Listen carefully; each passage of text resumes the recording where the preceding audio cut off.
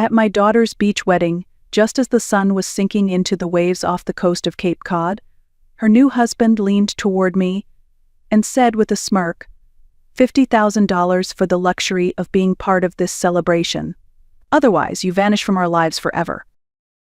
I blinked, trying to process the cruelty in his voice. Before I could respond, my daughter, Rachel, added with a sip of champagne and a dismissive glance, or, enjoy the peace and quiet of a retirement home. Your choice, Mom. They stood there in front of me like a pair of polished porcelain figurines, glamorous, confident, unshakable in their entitlement. I smiled, lifted my glass, and whispered, "You forgot one thing." The air around us seemed to still. Just for a second. A gust of sea breeze lifted the edge of my shawl, and the sound of the waves crashing behind us filled the silence that followed. Their faces paled, not dramatically, not instantly, but just enough for me to see at the flicker of doubt the edge of fear. I hadn't raised my voice. I hadn't argued. But something in my tone, in the certainty behind my words, had landed, and they knew. What they didn't know was that I'd been planning for this moment for months. I hadn't come to the wedding unprepared. I hadn't come simply to be humiliated. No, I came knowing exactly who they had become and what they thought I was. They believed I was weak, alone, easy to discard. They forgot that I had built my life from nothing once before. And I could tear down theirs without ever lifting my voice. You forgot one thing, I repeated softly, the wind carrying my words out to sea. Then, I excused myself to powder my nose, leaving them standing there. Because the storm they had summoned, it had already begun. I was 28 the night I left my old life behind. It was raining hard in Boston, the kind of rain that soaked you in seconds. The windows of our cramped apartment rattled with every gust of wind, but inside it was the silence that chilled me most. My husband, Tom, had passed out on the couch, snoring loudly, his rage spent for now. My cheek was swollen. Again. And in the hallway, my 4-year-old daughter stood barefoot in her pajamas, clutching a worn-out stuffed bunny to her chest, her face streaked with tears. That look in her eyes, wide, resigned, too wise for her age, that's what did it. Not the bruises. Not the yelling. But her eyes. And the fact that she didn't cry out anymore. She had already learned that being silent was safer. That was the moment everything shifted. I moved quickly, like someone in a dream. I grabbed an old duffel bag and packed it with what little I could: Rachel's favorite clothes, some snacks, our passports, and a copy of Pride and Prejudice I had hollowed out weeks ago. Inside were $237 in cash, scraped together from grocery savings and tips I had hidden. When I lifted Rachel into my arms, she wrapped herself around me instinctively. "Are we going on an adventure, Mommy?" she whispered. "Yes, baby," I said, trying to keep my voice steady. "The biggest adventure of all." We disappeared into the rainy night, boarding a bus to Dorchester, where an old high school friend had promised us a couch for a few nights. It wasn't much, but it was enough. 2 weeks later, I found us a tiny apartment, just one room with a bathroom barely big enough to stand in. It smelled like cabbage and cigarettes. The wallpaper peeled. The heater clanked. But no one hit me there, no one screamed. And Rachel slept through the night. I found work at a diner serving breakfast from 6 to 2, then changed into a thrifted skirt and blouse to answer phones at a dentist's office from 3 to 9. I was exhausted, always. But Rachel was safe. And for the first time in years, I could breathe. That was the real beginning of our story. Not the wedding. Not the boutique. But that rainy night, when I chose my daughter and myself over fear. Rachel got into Boston University on a partial scholarship. I still remember the day the acceptance letter came. She danced across our tiny kitchen, waving the envelope like a golden ticket. "I got in, Mom, I really got in." Her face was lit with joy, with pride, with the kind of future I had always dreamed she'd have. That night, after she fell asleep, I cried. Tears of happiness, yes, but also fear, because the tuition still loomed large. And what the scholarship didn't cover, I would have to find a way to manage. By morning, I had a plan. I picked up extra shifts at the diner, took on evening cleaning jobs at offices in Back Bay. On weekends, I worked the stockroom at a local department store. I kept going, because that's what mothers do. And Rachel thrived, and Kimi Caesar-ding. She studied hard, made friends, even started dressing more professionally, sleek blazers, elegant heels. When she came home for visits, she'd tell me about her marketing classes, her group projects, her dreams of launching something big. A brand, a boutique, something elegant and modern. She spoke about it with stars in her eyes. After graduation, the call came at nearly midnight. I had just gotten home from a double shift and was about to collapse into bed. "Mom," she said, her voice trembling, "I think I found it." A storefront, small, but full of character. Exposed brick, original hardwood, big windows. "It's perfect," she said breathlessly. "I can see it all. The displays, the collections, the feel of it. But I need help. I need startup money. I know it's a lot to ask, but..." "How much?" I asked. She hesitated. $97,000. The number knocked the air out of me. That was more than I had in savings. But then I thought of the one thing I'd protected all these years, my retirement fund. Modest, but consistent. Every paycheck, every month, a little tucked away for a someday that never quite came. I met with Sarah Miller the next day, my friend from high school, now a paralegal at a respected Boston law firm. Years ago, I'd let her sleep on my pull-out couch when her marriage fell apart. Now she sat across from me in a downtown office, reviewing the paperwork to liquidate my future. "You're sure about this?" she asked. "Unsure." But Sarah wasn't done. She added something extra: partnership papers.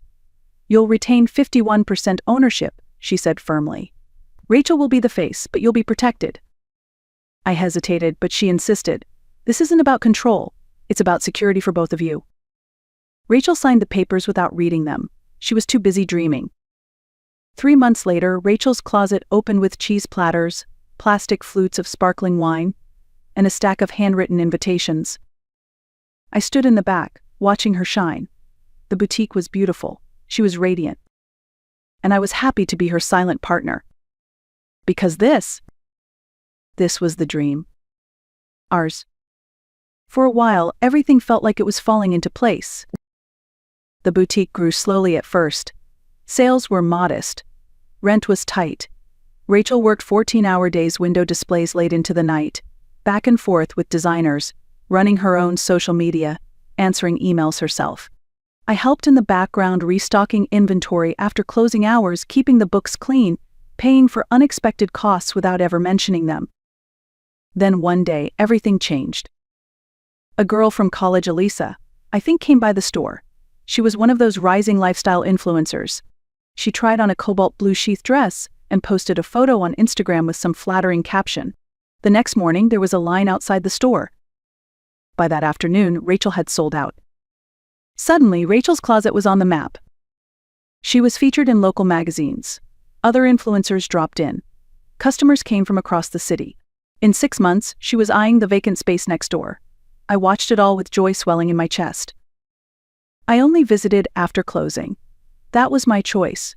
I knew I didn't belong to her new, elegant world, the gleaming shelves, the minimalist decor, the polished customers in designer heels. I came late, wearing the same old sweaters and sneakers I'd worn for years, always careful not to disrupt. "Mom, you should come during the day sometime," Rachel would say casually. "Your world, not mine," I'd smile. "I'm just happy to see it grow." But one night, I came by earlier than usual, holding takeout in a paper bag to surprise her. She was at the counter, chatting with a customer. I stood quietly by the racks, listening. "You've created something amazing," the woman said. "How did you pull this off right out of college?" Rachel smiled, confident and glowing. "I built it from nothing," she said. "Just hard work and a clear vision. No one handed me anything." Her voice was light. Her words were knives. "I built it from nothing. Nobody handed me anything." I turned and left without saying a word, the bag of food still clutched in my hand. Outside, I leaned against the brick wall, trying to steady my breath. That was the night I realized I had disappeared from her story. Not just quietly, not accidentally. Erased. I wasn't part of the narrative anymore. I was just the shadow behind the light. A few months after that night, Rachel met David Harrington. She introduced him briefly at a Chamber of Commerce gala, where she was being honored as one of Boston's top entrepreneurs under 30. I had gone with her my first time stepping into her world, in public dressed in a clearance rack navy dress, and with my hair done at a salon for the first time in years. David was polished, wealthy, confident. The kind of man who said your name once and then never forgot it. I could see right away he liked power. And Rachel, in her sleek heels and boutique success, looked like a perfect match for the world he came from. Within weeks they were inseparable. Dinners were canceled. Calls went unanswered. She was swept up in his world, rooftop parties, wine tastings, vacations in the Hamptons. When we did talk, David's name came up constantly. David thinks the boutique could go global. David's parents know investors. David's teaching me how real businesses scale. He spoke in buzzwords, and she repeated them like scripture. Then one day, I learned about their engagement from Facebook. A photo, her hand on his chest, a diamond the size of a grape sparkling in the sunlight. I said yes to forever, the caption read. No phone call, no warning. I called her that night. Oh, Mom, she said, breathless with excitement. I was going to tell you, we've been celebrating. Isn't it amazing? Amazing wasn't the word I had in mind. 2 days later, I received a message that wasn't meant for me. It was a screenshot from David to Rachel. Your mom can't sit with my family at the dinner. My parents would be horrified. Put her at the vendor table. I stared at the screen, waiting for her reply, waiting for her to stand up for me. But no defense came. Just another message to me 7 minutes later. Mom, can you believe the florist wants $1,200 for eucalyptus branches? This wedding is so stressful. That night, I stopped by her apartment, unannounced. She wasn't home, but her laptop was open on the kitchen counter. And there it was. A tab labeled FMA Management. A full strategy document. Bullet points outlining how to keep me out of sight at key moments, how to extract maximum financial support while minimizing my visibility. A comment from David, after the wedding, it'll be easier to create distance. I closed the laptop and stood in silence. They weren't just forgetting me. They were planning to use me and discard me. And that's when I called Sarah. I need you, I said. And I need you not to ask questions yet. Sarah didn't hesitate. The very next day we met in her home office. Legal pads, file folders, and coffee mugs filled the room like a war room in progress. If I activate my majority ownership, I asked, what does that actually allow me to do? Sarah looked me in the eyes. It means you can initiate a full audit, freeze the business accounts, revoke any unauthorized contracts, and if necessary take back control of operations. I nodded. But I won't move unless they give me a reason, I said. She raised a brow. What will the trigger be? I didn't answer then. But I knew. And it came on Rachel's wedding day, on that Cape Cod beach, under strings of fairy lights and soft jazz floating from rented speakers. When David turned to me, drink in hand, and said with a smile too polished to be sincere, $50,000. Pay it or vanish forever. When Rachel, in her custom white gown, echoed him with a tone so casual it cut deeper than any scream, or enjoy your solitude in a retirement home. That was the moment. The one they never saw coming. I lifted my glass slowly, savoring the bitter champagne, then whispered the words I had rehearsed in my mind for weeks. You forgot one thing? Their smirks faltered. The flicker of fear in their eyes was brief, but it was there and it was all I needed. I need to powder my nose, I said lightly. Then I walked away, heels clicking on stone, heart calm for the first time in years. Not out of revenge, but because the moment had arrived. The signal was ready. And so was I. I didn't go to the restroom. Instead, I walked past the marble-floored corridor, across the deck, and down the narrow wooden boardwalk that curved between the dunes. There, tucked in a small alcove facing the ocean, I sat on a weathered bench and pulled out my phone. The sun was setting, casting gold over the waves. I typed one sentence. Sandcastle time. Within moments, Sarah replied. Understood. Packages delivering now. Legal team standing by. Are you okay? I stared at the horizon for a long beat, then responded. I will be. 7 minutes. That's how long I stayed on that bench. Just long enough to let go of the last strand of hope that my daughter would choose love over image, truth over performance. Then I stood, brushed the sand from my shoes, and made my way back toward the reception, this time from a different angle, staying along the outer path to observe unseen. The unraveling had already begun. The wedding coordinator approached David's parents first. She handed them a sealed envelope with calm professionalism. "This was delivered for you, Mr. and Mrs. Harrington." Similar scenes played out at tables around the venue. Every envelope went to someone who had unknowingly invested in Rachel's closet under David's guidance. Inside each envelope, a legal notice of immediate audit, notification of asset freeze, and Sarah's team's detailed explanation of financial irregularities and unauthorized actions. It didn't take long for concern to spread.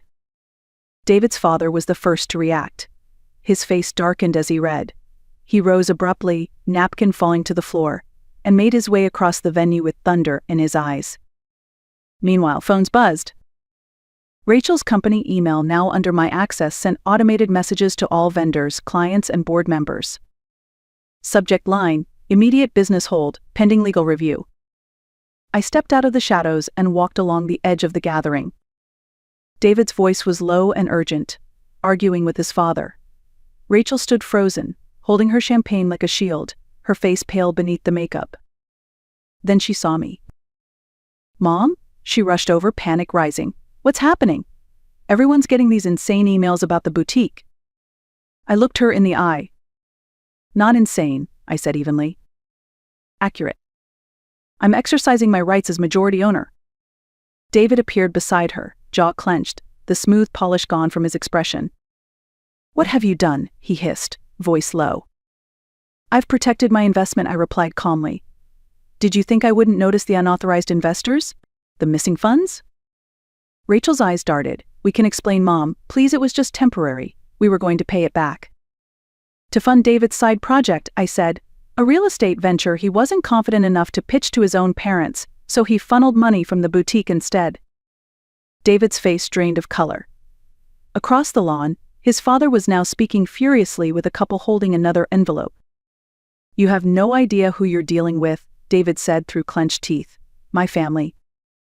"Is that why your father looks ready to disown you?" I asked, nodding in the man's direction. "I wonder how he feels about you using a boutique as a personal piggy bank." Rachel looked at me, tears filling her eyes. "Mom," she whispered, "you have to fix this. Please. Everything we've worked for." I cut her off gently. "Everything I worked for." She reached for me, desperate. "I'm your daughter, your only child. You can't do this to me." I paused. That old instinct to protect, to forgive stirred for one final time. But then I remembered the spreadsheet, the vendor table, the silence after the betrayal. "I already did," I said softly. "You showed me what I meant to you. I just finally believed it." David's phone rang. Rachel's buzzed again. Emails, legal notices, repercussions. They spiraled into panic. And I turned and walked away. Through the chaos, through the whispers, through the shame that no longer belonged to me. My heels clicked across the wooden deck, steady and sure. Not angry. Not broken. Just done. I left the reception without another glance. At the edge of the property, I slipped off my heels and stepped onto the cool sand, letting the ocean breeze wash over me. With every step away from that glittering disaster, I felt lighter, freer. 3 miles down the beach, Sarah waited in her gray sedan, the engine quietly running. She didn't ask questions, just smiled and opened the passenger door. We drove in silence for a while, the coast blurring past in the rearview mirror. I didn't need to look back. I already knew what I was leaving behind. Not just a wedding. Not just a betrayal. But a lifetime of being needed only for what I could give. Now, I was choosing something else. In a quiet town north of the city, a new storefront awaited, modest, untouched, mine. I would open something small, simple. Built not on sacrifice but on joy, not for anyone else's validation, just for me. Let Rachel have her spotlight. Let David rebuild his image. I had no revenge to savor, only peace to protect. For the first time in decades, I wasn't someone's mother, someone's backup plan, someone's savings account. I was just me. And that was finally enough. If this story moved you, don't forget to hit that like button, it helps more than you know. Have you ever had to walk away to find peace? Share your thoughts in the comments below. And if you love stories of quiet strength and redemption, subscribe for more. We're just getting started.